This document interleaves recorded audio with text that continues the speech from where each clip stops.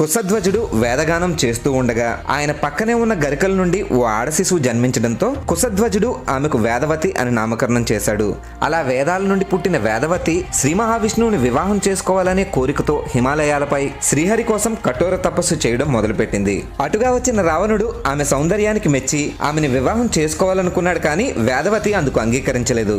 దాంతో ఆగ్రహించిన రావణుడు వేదవతిని అపహరించడానికి ప్రయత్నించడంతో రావణుడి వంశనాశనం తన వల్లే జరుగుతుందని వేదవతి రావణుణ్ణి శపించి యోగాగ్నిలోకి దూకడంతో అగ్నిదేవుడు ఆమెను స్వీకరించి తన భార్య స్వాహాదేవికిచ్చి వేదవతిని పెంచమన్నాడు. రావణుడు సీతాదేవిని అపహరించినప్పుడు అగ్నిదేవుడు రావణుడికి ఎదురెళ్లి సీతాదేవిని అపహరించినప్పుడే సీతాదేవి గట్టిగా కేకలు వేయడంతో శ్రీరాముడు తన దూరశ్రవణ విద్య ద్వారా సీతాదేవిని మార్చేశాడని, ప్రస్తుతం రావణుడి దగ్గర ఉన్నది మాయా సీత అని, అసలు సీత తన దగ్గర ఉందని అగ్నిదేవుడు వేదవతిని చూపించడంతో రావణుడు సీతాదేవిని అగ్నికిచ్చి వేదవతిని తన వెంట తీసుకువెళ్లాడు.